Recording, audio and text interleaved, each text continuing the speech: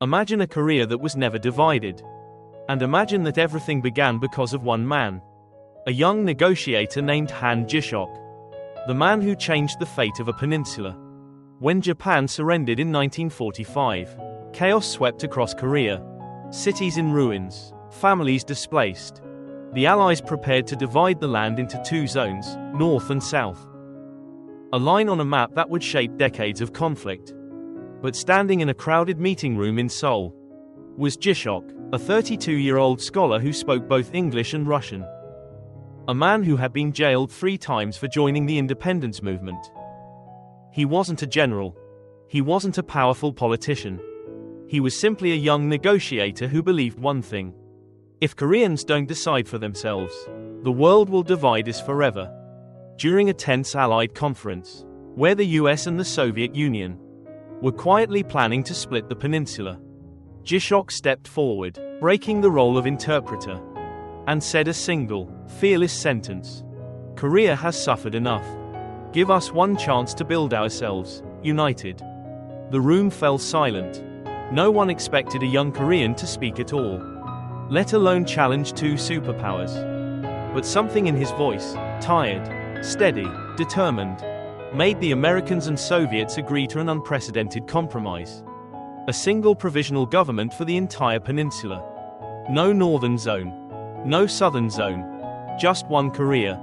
And from that moment, history changed. In the late 1940s, Ji-seok traveled across the land. From the rice fields of Hwanghae to the shipyards of Busan, urging Koreans to rebuild together. The North had agriculture. The South had industry. Combined, they had strength no foreign force could divide again. People began calling him the man who prevented a war before it began. The 1950s became a decade of construction, not destruction. Steel mills rose along the Taedong River.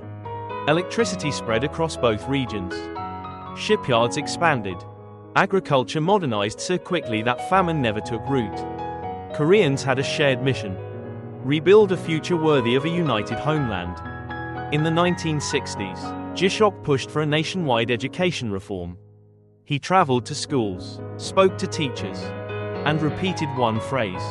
A united country is good. An educated country is unstoppable. By the late 60s, literacy approached 100%. Knowledge became Korea's superpower. In the 1970s, as the world entered a technological race, Ji-seok proposed another bold idea. A high-speed rail connecting Seoul and Pyongyang, turning the 2 cities into twin innovation hubs. And it worked. Seoul thrived in finance. Pyongyang excelled in science. Factories in Kaesong produced machines exported across continents.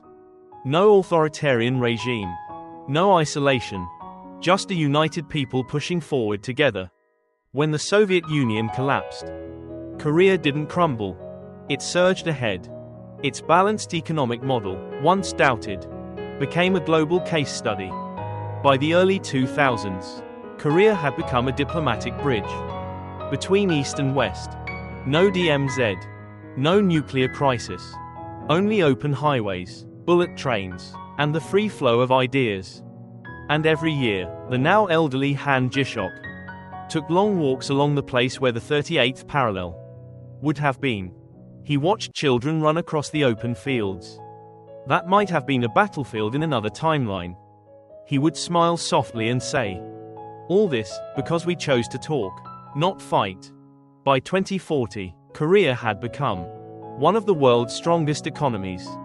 A leader in technology, culture, education, and science. A peaceful nation with 2 shining capitals. Seoul in the south, Pyongyang in the north. Connected, thriving, whole.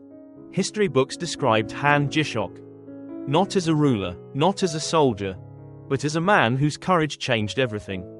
Because at the most critical moment, when the world expected Korea to break, he said a sentence that saved millions of lives and shaped an entire century. Give us one chance, united. And that was how one man, with one decision, rewrote history and built a Korea that never had to be divided.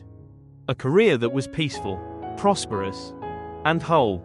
Because one person believed that history is not something you wait for, but something you write.